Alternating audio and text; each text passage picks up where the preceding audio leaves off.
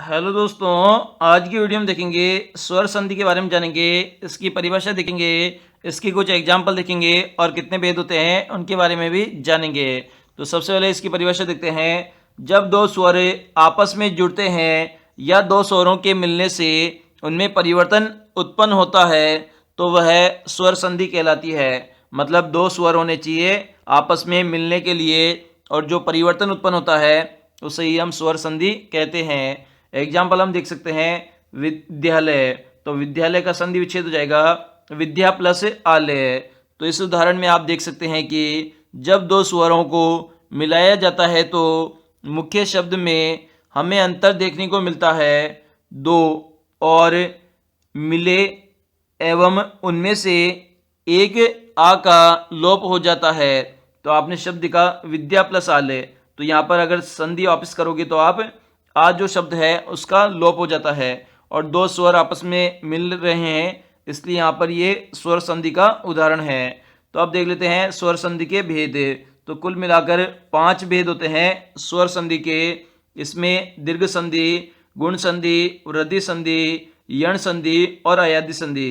कौन कौन सी संधि है? दीर्घ, गुण, वृद्धि, यण और अयादि। तो आप सभी के बारे में डिटेल से जान लेते हैं कि कौन सी संधि में कौन से स्वर का लोप होता है, ताकि आपको पता लग सके कि स्वर संधि में भी ये किस प्रकार की संधि है।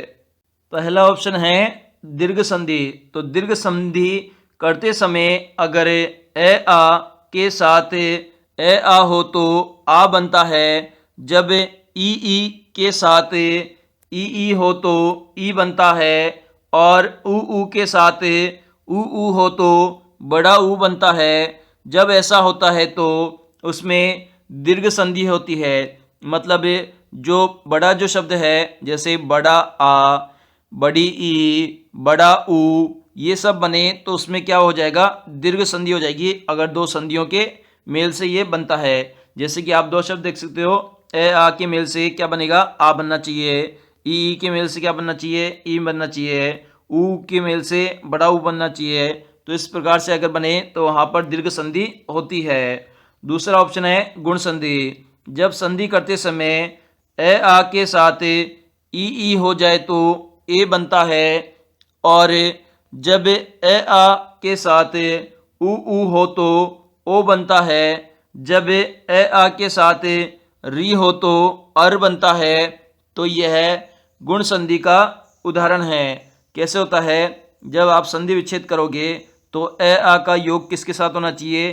ई के साथ होना चाहिए और जब संधि वापस उनकी करोगे तो ए बनना चाहिए। इसी प्रकार से ए आ का योग ऊ के साथ होना चाहिए और जब दोनों की संधि करोगे तो ओ शब्द बनना चाहिए। इसी प्रकार से ए आ का योग री से हो तो उनका योग करने पर अर बनना चाहिए। अगर ये सभी कंडीशन फॉलो होती है तो वहाँ पर गुण संधि होती है। तीसरी संधि हमारी वृद्धि संधि। तो जब संधि करते समय ए आ के साथ ए हो तो ए बनता है और जब ए आ के साथ ओ औ हो तो औ बनता है। तो उसे हमें अवृद्धि संधि कहते हैं। मतलब ए आ का जो संधि है वो ए के साथ होने पर क्या बनना चाहिए? बड़ा ए बनना चाहिए। इसी प्रकार से ए आ का जो संधि है वह ओ औ के साथ होने पर बड़ा ऊ बनना चाहिए, तो वहाँ पर वृद्धि संधि होती है। इसी प्रकार से चौथी संधि है यण संधि। तो जब संधि करते समय ई के साथ कोई अन्य स्वर हो तो यह बन जाता है और जब ऊ के साथ कोई अन्य स्वर हो तो वह बन जाता है। जब री के साथ कोई अन्य स्वर हो तो र बन जाता है। तो इस संधि को यण संधि कहते हैं। कैसे होता है? कोई भी स्वर हो सकता है ई के साथ और अगर आप संधि करोगे तो कौन सा शब्द बनना चाहिए? ये शब्द बनना चाहिए। इसी प्रकार से ऊ के साथ में कोई सी भी संधि हो सकती है और जो शब्द बनना चाहिए वह बनना चाहिए। इसी प्रकार से जो री है उसके साथ में किसी भी स्वर का योग होने पर र शब्द बनता है, तो वहाँ पर यण संधि हो जाती है। इसी प्रकार से हम देख लेते हैं अयादि संधि। जब संधि करते समय ए औ के साथ कोई अन्य स्वर हो तो ए का अए, ए का आए, ओ का आवे, ओ का आवे बन जाता है। यही अयादी संधि होती है।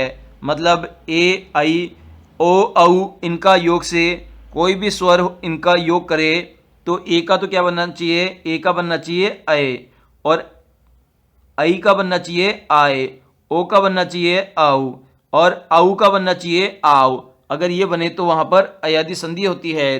तो इस प्रकार से हमने सभी संधियों को जाना कि किस प्रकार से इनके योग से संधि किस संधि का निर्माण होता है।